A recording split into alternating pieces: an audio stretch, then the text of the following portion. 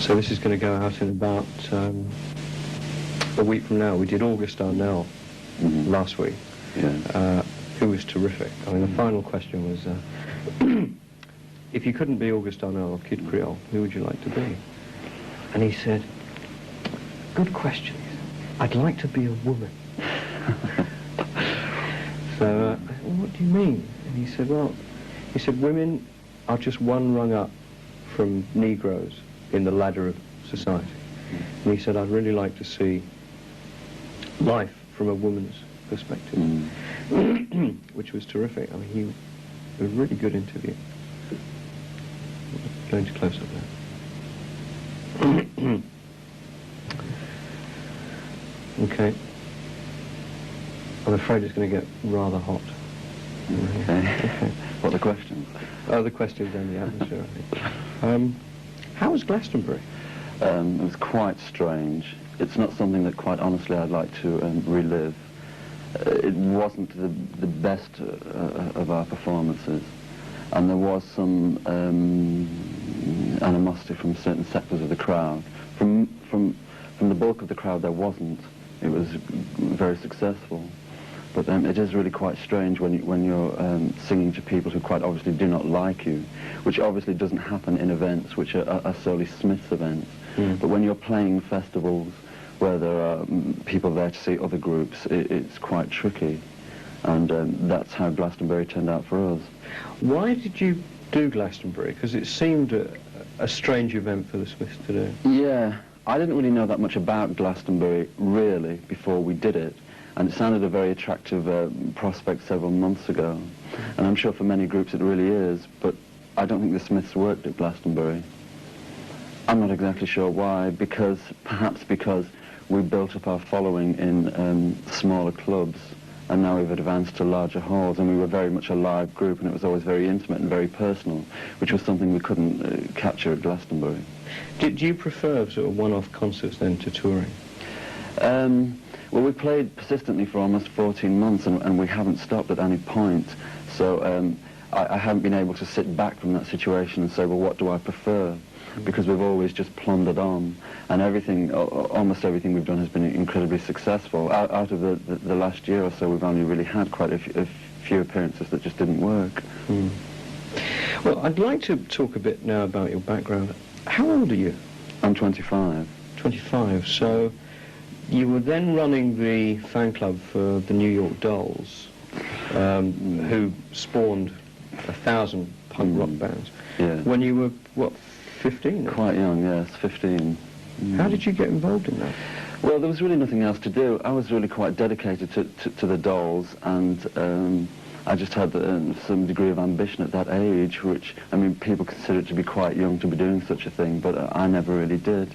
It was really quite good for a while, but suddenly, one day, it's really quite strange because I was so fanatical about the Dolls to an almost unhealthy obsession, and then one day, I just simply woke up and suddenly it didn't mean a thing to me, which was quite frightening. I mean, for me now to look back upon records from a particular period, which were the sole reason why I existed, and to listen to these records today and I hear nothing, is really quite strange. What is your background? What was your background? I mean, what did your parents do? I come from a working class background, nothing very sensational and nothing immensely interesting. I have one older sister. We've always lived in Manchester where I was born, and I've never really worked, and I've never really done anything remotely interesting until the Smiths, so I have really quite an uninteresting background. What did your parents do? My mother was a librarian, and my father worked in a hospital, not as a brain surgeon. What did he do? He was a porter. He is a porter. Where, at that time, did you feel closer to your mother or your father? I think definitely my mother. She seemed to really understand, because I wasn't really quite the conventional teenager, and many of the ideas that I had just really didn't seem to appeal to the average working class teenager. I seemed really always to be a step apart from most people, which can almost sound glamorous and very poetic, and sometimes it was, but for a large degree it wasn't. There were quite bleak times. And it was, I wrestled for a while to break into journalism, and I was greeted with nothing but disinterest and failure. So that really determined me, made me more determined and more angry to do something beneficial. What were the sort of unconventional things that you did as a teenager? The most unconventional thing that I did was nothing. I wasn't really terribly interested in many things. I didn't go out. I had no social life. I didn't have any friends. I just really sat in for years and years and years reading, which of course is quite perverse. Certainly when one lives in a working class environment, it's totally, it's an illness. And did your parents object to your lifestyle? I think they worried slightly. They did worry to a certain degree. But my mother was always very, very supportive to almost anything I did. I told her I didn't want to work, and she said, well, that's fine. Even at a time when we financially needed it. I told her that I wanted to go away, and she would let me. I would say I need a typewriter, and she'd buy it. She was always supportive in every possible way, when I'm sure most people would have really just slaughtered their children if they had these kind of inclinations. Mm. But she was incredibly supportive, and I think it was entirely because of her that I survived to be in the Smiths. Did you make a conscious decision to be different? I think, in a way, yes, but in a way that's much more important. I don't really remember making any decisions. I mean, it's just something I really plundered into. To a large degree, we really don't decide how our destinies unfold. But to a very small degree, of course I did. I did decide that I wouldn't engage in certain things, and I wouldn't swim with the tide, as it were. And these are really quite difficult things to do, and difficult decisions to make. And I always received severe opposition because I wouldn't work and such things. What was life like at school then for you? It must have been tough. It was quite tough. I mean, it constantly seems as though everything that I've experienced is a total nightmare, which isn't true. Yes, it was quite tough because I went to a very threadbare school, a very a school which it ultimately got some global attention for being the most brutal school in the country, capital punishment. You virtually didn't have to do a thing to be persistently whipped. Did you get beaten? For some obscure reason, I always avoided it. I always thought they considered me far too delicate to be caned. I constantly thought that they presumed that if they hit me, that I'd just disappear. But it was really quite an absurd school. And working class, the only thing that you could possibly do was woodwork. And obviously, when you left school, you would, go into a factory or something. There was no question of being artistic or of reading books or of thinking about anything specific. I remember at one point, one instance, all the pupils were asked to write about their favourite book. And I wrote about the dictionary. I remember I was virtually expelled for being so obstreperous and perverse. So it was that kind of school. Mm. It was the kind of school that gave no scope whatsoever for individuality. Did you have any friends among the other pupils? I did. I must say that I did. I did seem to attract the more obscure elements of the school, the kind of person that never had any friends, the very lanky, bespectacled, spotted failure somehow was attracted to me. And I thought that was quite interesting because I was very good at athletics, and I was the type of person who could have things very easy if I really wanted to. Mm. Because in working class schools, if you're good at athletics, you're the treasured student. Everything you do is wonderful, and you can get away with anything. And I was that kind of student, but I kind of backed away from the very easy attainable things, and I blended with the obscure pupils, which was much more interesting than taking the easy route. What was your nickname at school? Oh, I'm not telling you. It's too ridiculous. No, I'm not telling you.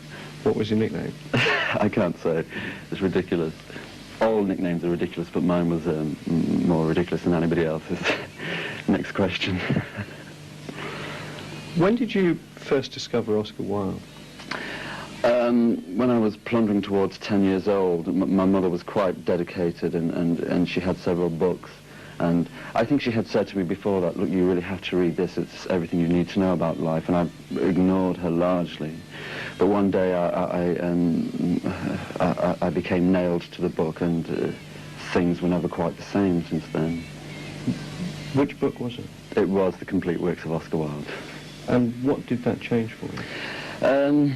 Almost everything, because I always had this idea about writing and doing some constructive writing, and I always felt that in order to write you had to be completely obscure and incredibly intellectual, so intellectual that nobody could possibly ever understand what you're talking about, and use all these incredibly long words and be incredibly profound. And then I read Oscar Wilde, and he used the most basic language, and he said the most powerful things. All the words were immediately understandable and fundamental, and yet he wove such immense poetry. It occurred to me that just by saying very basic things and very real things, that here was the power of the written word, rather than just being completely ostentatious and rhetorical, whatever. Because your heroes include Oscar Wilde, James Dean, Billy Fury. Yes, all the... What do they have in common? Something, I'm sure, but on the face of it, perhaps people think they have nothing in common. But studying their lives, I think they were all essentially doomed creatures, and although they each had immense success, their lives ended quite sadly and quite distressingly, which has a certain degree of inexplicable appeal to me. The fact that people can become public figures and almost adored by everybody, yet their lives are quite isolated in reality, and very little has any value to them. That, to me, has some strange appeal. Do you identify with that? To a large degree, yes, but of course I certainly don't have the fame that they had.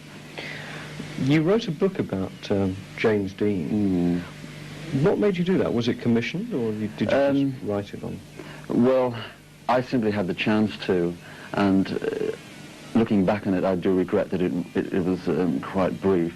And in a way, it's almost quite hopeless, because obviously so much has been written about James Dean, and his life was so comparatively short that there's very little that can be said. Obviously, I never met him. There was virtually nothing new that I could add.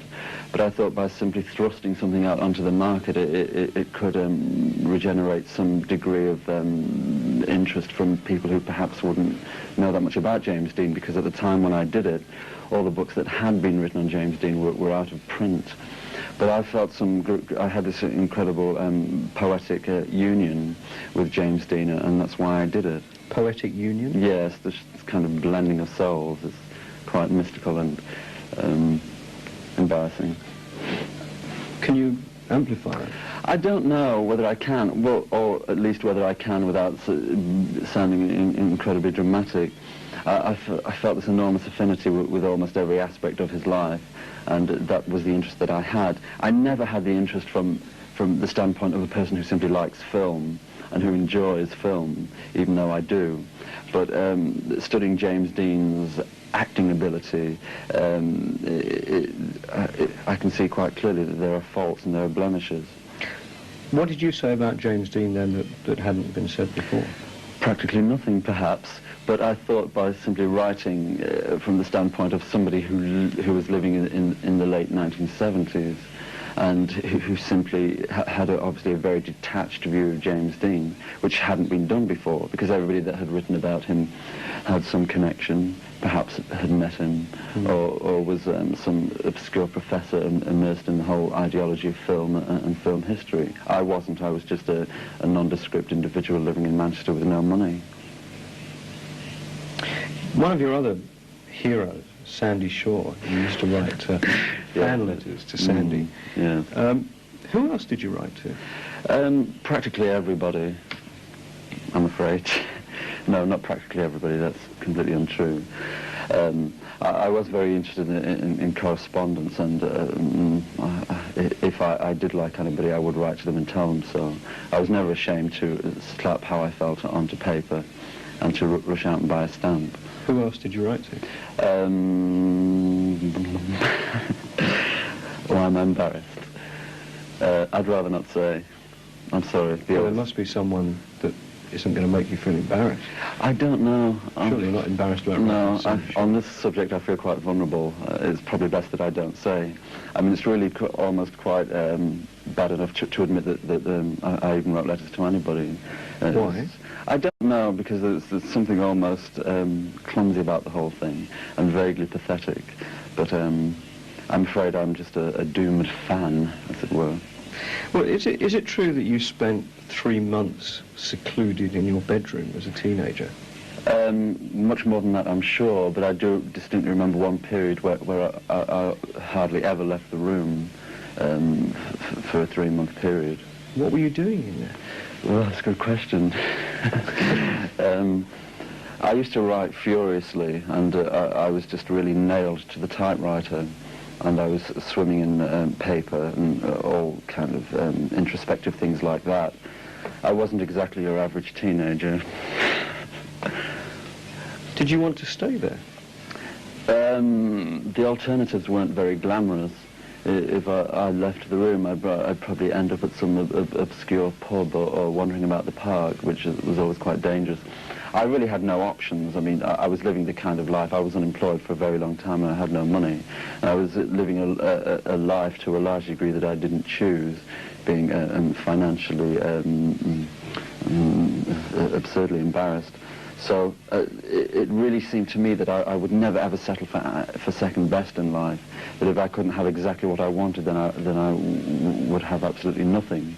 Because to me, nothing always seemed more important to me than a false something or something that I didn't really want. So therefore I stayed in. I did nothing. I just wrote, and I was determined that if I couldn't have exactly what I wanted, then I would disappear into the woodwork.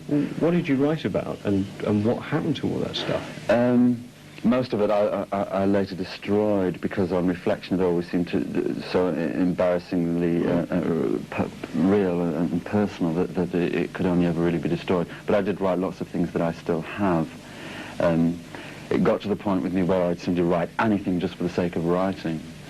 Just kind of critical essays on certain things that nobody really cared about. Do you like the idea, then, of living in a secret world? Not especially, not really. I mean, if somebody said to me, would you rather be incredibly popular and have a throng of supportive friends, or would you rather be a distressed, hysterical person locked in the bedroom? I think I really would choose to be quite popular. But I don't remember choosing the way I lived. But it seems very much like a kind of fantasy world, your teenage. It does, but I can assure it really wasn't. But I think you can look upon almost anything and almost any existence which is quite extraordinary, and it can almost sound quite fantastic and like a fantasy. It's like the lives of very famous people can seem incredibly glamorous when slapped onto paper, but of course, for a large point, they couldn't possibly be. Because most teenagers become obsessed with sex. Mm. Did you go through that period? No, I never did. I think I brushed quite close when I was 19 and 20, but previous to that period I didn't give it a great deal of thought, and it wasn't really something that I really needed to think about, because in my life it didn't really exist. I was aware that certain things should have occurred and certain things should interest me, and I was aware of teenagers around me frolicking about and being incredibly inconsequential and free-thinking, which I never was. So that kind of period when you're just supposed to be totally reckless and you're supposed to care about nothing apart from yourself and having as much fun as possible, I'm afraid I skirted past that period quite seriously and severely. And it's something that I regret enormously now, but there's not really any point. So you regret not sowing your wild oats, etc.? Yes, I do. I do regret that. In those days, did you spend any evenings fumbling in the back seats of cinemas? Fumbling in haystacks? No, I certainly didn't. Whenever I went to cinemas, I always raced for the front seat, I'm afraid. I was that boring. You say in other interviews that you're now celibate. Mm. Is that true? Yes, I'm afraid so. I don't have a certificate, but I can only say that I am. Is that part of the Smiths' mythology? Or is Not really, because the other three members of the group are quite the reverse. Again, this gets almost repetitious, but it was something that I initially had no say in, which sounds almost pitiful, but it really wasn't. And it's something that I got increasingly used to, and it's something that I became so aware of as the years ticked past, and I realized that I was quite solitary in this area, that suddenly I realized that it was something that I would quite perversely cling to. It became quite important to me for some reason. Suddenly it became really serious whether I got involved or not, whereas to most people it really isn't. Was your celibacy then prompted by a bad experience? I've had very few experiences, but they have been bad, yes, and they were a very long time ago. And it's not something that I would like to repeated, but this gets incredibly delicate and icy, and it becomes almost difficult to talk about. But yes, I would say that it was. I did lose the very idea that any communion between two people could possibly be enjoyable. I did lose that particular thread. And I did become enormously depressed to the point where I believed that any kind of relationship was almost impossible. Is there a fear now, then, of sex? No, it's not a fear. I wouldn't quite say that. But something, but not fear. No, How not would you fear. describe it? Slightly, perhaps just too much thought, too much anticipation. Perhaps I don't really care enough. Would anything inspire you to break your celibate state? It's not impossible, but it's not something that I give a great deal of thought to, and I believe for it to happen, I believe that for it to happen, I would have to be of a particular mode of thinking, which I'm not. I'm of the frame of mind that it won't happen, and therefore it doesn't. Because you've said that you want children. Who would you want to be their mother? I don't know. Me, perhaps. I don't know. That's something that I have no answer for. Sometimes I sit down and I quite like the idea. I must admit that other times I stand up and I despise the idea. But I suppose everybody feels that their own children could almost be models of themselves and therefore be completely acceptable. But when we gaze at other children, we're quite frightened, I should imagine. I do like the idea, but I realise that now over the years I've become uncommonly selfish. There are, in some of your songs, lyrics that pertain to heterosexual rejection and homosexual isolation. That was quoted in this week's Rolling Stone. Yes. Is that the way you feel, isolated? I do, yes, but it's an isolation that is, sounds laughable, but almost genderless, because I don't have any, I don't speak from a very strict heterosexist angle. I cannot segregate the sexes. I cannot see women over there and men over there, and this large chasm between the two. Where do you place yourself? In the middle somewhere, straddling, I'm afraid, but I feel that this way, that in popular music at least, by now there should be a voice which kind of speaks for everybody, but doesn't say things in a way that is so neutral that it is absolutely non-sexual. I do like to speak for both the sexes, because I feel that the difference between them is incredibly slim. But you once said that being a sex symbol was the best thing to be.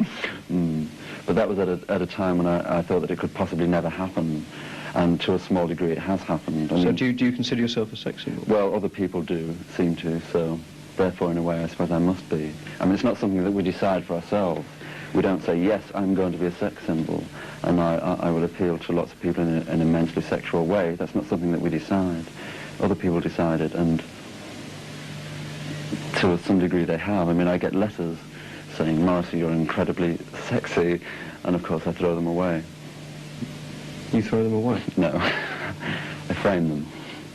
What do you do with them? Oh, I keep them all. I reply to them, take their phone numbers, etc. No, I don't. You're being slightly flippant. Yes, I'm being unnecessarily flippant. But how does it feel to be a sex symbol, given what you've just said? Well, I get these letters and I read them and I say, and then we appear on stage and girls scream and, you know, they want to touch me, and I kind of look at them and I read these letters and I look at the whole thing and I say, well, yes, it's very interesting, but I do feel slightly detached from it. Do you feel contempt? No, I don't feel any degree of contempt, but I feel that, well, yes, they're screaming and they're writing these letters, but they're not really addressed to me. It's just an accident that they happen to land through my letterbox. Because it's quite difficult at times to, the way I live and the way I think about things, and then to kind of really see the way other people see me, and to associate with this person that, who should receive these letters. This kind of sexual person, this desirable person. It's not really me. So they're writing to someone else? Yeah, I do feel that. Wrongly, I suppose. You had a Catholic upbringing. Mm. What kind of influence did that have on you? I mean, are you religious now? No, I'm not. It had quite a detrimental influence on me. I went to stern working-class Catholic schools, which were very depressing and very repressive, and I never liked this.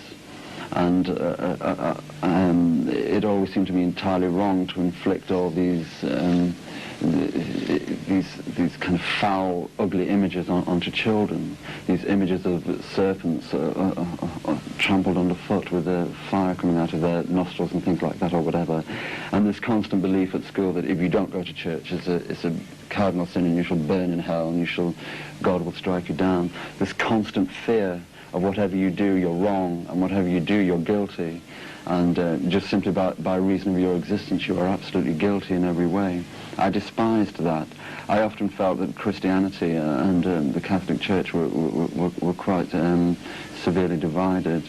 And I also looked upon Ireland, being the most Catholic country in the world, as being also the most repressed country in the world. It seemed to me wrong, it seemed to me black, because it didn't allow any degree of self-expression. It didn't allow any scope for individuality in any direction. This constantly carrying this thing on one's shoulder. Do you have then the traditional sort of Catholic guilt complex now? No, I don't. I mean, all that is just really candy floss. I never paid any attention to that whatsoever. Could you see yourself ever returning to Catholicism? No, because when people do, it always seems to be for very negative reasons. People get afraid. They realize that time is passing by, or they do feel this extreme guilt. People never really flock to the church for some very positive reason, which worries me slightly. Do you not think that, you know, there will come a time in your life when you will return to it? I can't see it. I really can't. But who can tell? I'd like to talk a bit about your image. Mm. How contrived is your public image? It's not in the least bit contrived, but when you fall into the public eye, it seems to me that regardless of what you do or what you wear or what you say, it is construed as an image. I mean, you can wear no clothes at all and that will be seen as an image. So it's really quite inescapable, the whole thing. So there's no answer to that. One comes under the searchlights, the scorching searchlights, and everything that you do is an image. Yes, I mean, walking around with foliage coming out your back pocket could be construed as being an image, could it not? Possibly, yes. Why do you do that? I can see that. For quite delicate reasons. Severe interest I had in nature and being close to nature, which is something that Oscar Wilde felt, and I always thought was quite passionate and quite amusing. The idea of constantly carrying flowers, or of being simply immersed in leaves. I quite liked that. It was quite poetic. But the way it happens to me in relation to the Smiths, I do get quite depressed that many detractors focus upon that and not the music. And I do see quite clearly when people want to criticize the Smiths, the only thing that they can talk about is the flowers, and that it's absurd, and that it's... I mean, I realized that I was voted Wally of the Year the other day in some disreputable magazine simply for that sole reason. But you have set yourself up for that, haven't you? No, I don't. Come on. No, really, I don't believe that I have. I mean, to me, it's just really not that crucial. There are other things to talk about, and if people just see me as this strange character whirling flowers about or whatever, then it simply reflects upon the shallowness of the observer. Well, that is how a lot of the public see you. I mean, I think a lot of people would say that your image is sort of rather wet, really. They do. Some people do. I would say that more people don't. I think that people see me as being quite delicate, which in the world of popular music and rock and roll, if you like, is anathema. It is the worst thing to be delicate and not to be this big macho whatever. So therefore, since flowers and any kind of nature is just connected with total whimpery, to some degree I fall into that bracket. But I think I have other things that help me scramble out of the pit. Like what? Well, the words that I write, which is principally why I'm here. I mean, I'm not here to dissect insects or do anything like that. I'm here principally because I write. Well, one of the lyrics, some of the lyrics you've written in Heaven Knows I'm Miserable Now. Why do I spend my time talking to people I'd rather kick in the eye? Who would you like to kick in the eye? Well, on the very brief spasms of employment that I had in the past, it always seemed to me there were moments of the day when I would realize that I was here working with these people that I despise, and I have to talk to these horrible people and ask them what they did yesterday, and I would have to report to a boss that I couldn't stand. And when you're in that position, which was the absolute basis of Heaven Knows I'm Miserable Now, you realize that you're actually spending your entire life living with people that you do not like, and doing something that you do not like, which is incredibly distressing. So that was the basis of that song. I mean, kick in the eye. Yes, literally, sometimes, I mean, let's be perfectly honest, sometimes we do get so angry with people that we're not averse to violence, which, of course, is a terrible thing to say, but truth nonetheless. Would Oscar Wilde have approved? Probably. I think he would. But being in the music business, you come across a lot of people in record companies, promotions companies, whatever, who I think would rub you up the wrong way. Have you found that there's been a higher incidence of you wanting to kick people in the eye in the music business? An uncommonly high one. Most of the people that I come across in the whole industry that I have no real desire to form any friendships with, which is quite unsettling. But I still feel quite angry about most things, and I still feel on the outside, even though we've had some degree of success, national success, it doesn't really change the way you feel about life, which is quite surprising to me, because for some naive reason I thought that it would. But, I mean, the music industry is just like anything else in life. Nobody loves everybody. I mean, there are very, very few people in each individual's life that we adore. There's very few people that we really like. Do you have many friends? No, I don't. Those that you have, are they in the music industry? They're in the group. They're in the Smiths. So the Smiths are your only friend? As far as I can see, yes. Does that sadden you? It does, but it's something that isn't new to me. I've lived with it for quite a long time, so I don't really mind. I don't mind because in the Smiths and with the Smiths, to some degree, I'm getting exactly what I want, so it doesn't really matter. Which is? I'm writing, and people are paying some degree of attention, and for me that's everything. I mean, there's nothing worse than writing and letting everything just rot in the bottom drawer. It's really quite important, I'm afraid, to get some kind of approval and to have your words splattered about the country. And doing that, as I am, it's the highest degree of satisfaction, and there's nothing else. You like the approval? Yes, I do. Because the NME has really created you. I mean, they gave you a big push. They did. They weren't the first paper to write about us, and they weren't the first people to help us, but they were certainly incredibly supportive at the beginning of the year. Things have changed slightly now with all the music press.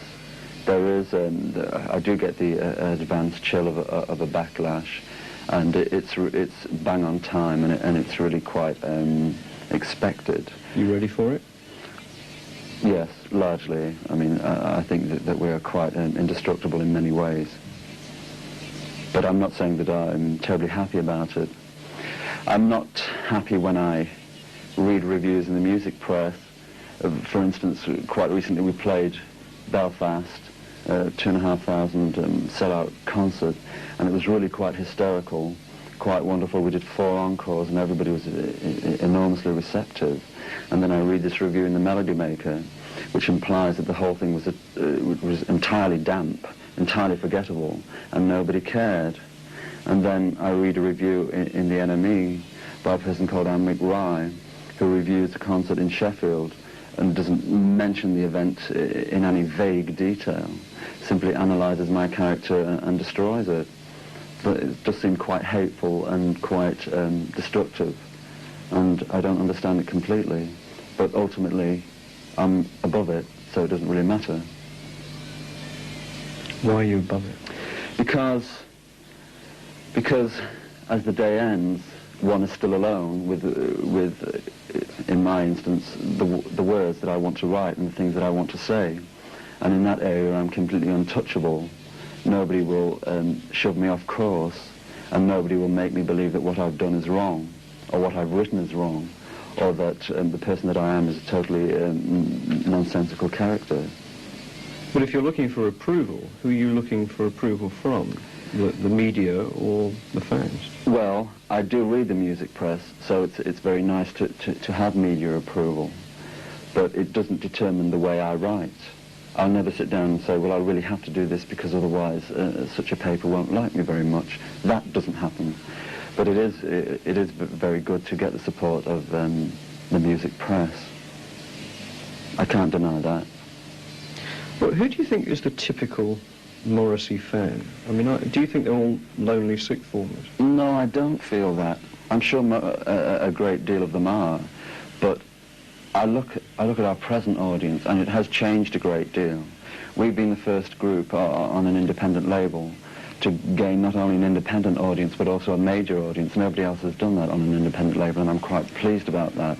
I look at our audience, and I see the people who were there initially, the kind of severe, serious musicologists, and I realize now that we are attracting lots of very young people, and that becomes dangerous because I believe that the media do always judge you on your audience. They judge you entirely upon the people who come to see you, regardless of what exactly you're doing on the stage. But I see our audience as being incredibly vast. There are lots of people from all walks of life. We're not regimented to a certain sect of people. We're no longer regimented to the serious musicologists or teenies or whatever. It just seems to be everybody. But given this, you have a very sort of miserable image. Are you the kind of Leonard Cohen who was the doomy singer-songwriter of the 60s? Are No. you the Leonard Cohen of the 80s? No, I don't think so. I can't see that in any way. And I don't feel morbid, and I don't feel depressive, because I thought it was quite important to say things that were quite serious and quite open, in a way that in the past had been considered to be quite depressing, but to say them in a way that by reason of them being aired was really quite positive. There is something quite positive in saying, in being very open with the people around you and saying, well, look, this is exactly how I feel, because then you get over those barriers, and it really isn't done that often. And I do feel there is a twinge of humour in the way that I write, and if that isn't absolutely apparent, then to a degree I understand it, but I do try to inject it. I don't want to be considered morbid by any degree. Why the band called the Smiths? Because the name, it occurred to me that the name nobody could put any possible connotations on the name, and I really liked that.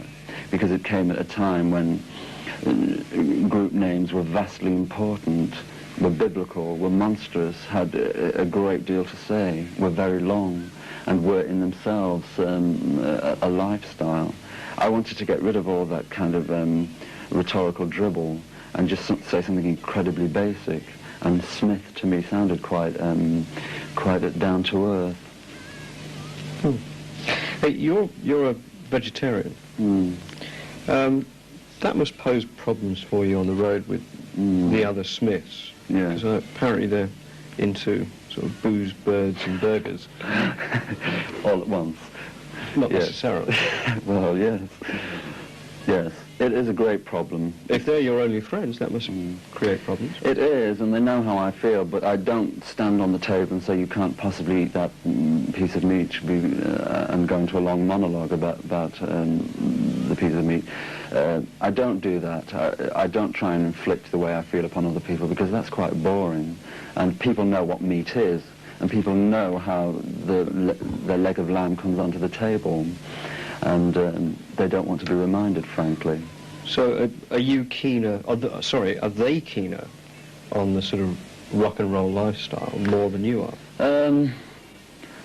If I said yes, that would sound quite ungenerous and almost like a slur. It'd make them out to be just incurable heavy metal addicts, which they're certainly not. They're quite sensitive people, but they are quite more traditional musicians than I am.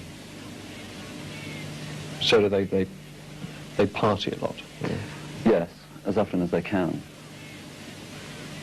So, if they are your only friends, what do you have in common? Well, it does take a great deal to make the music. For strangers cannot simply huddle together and do what we do. And therefore there has to be some kind of mystical communion between us and some bond. And there is, and as time goes by it gets stronger, and whatever happens with the record companies or with the music industry doesn't really have any effect on us. We just really want to stay together as four individuals and make records. That's the only ambition that we have. You have no ambitions beyond music? Not the traditional ambitions within music. We don't have them.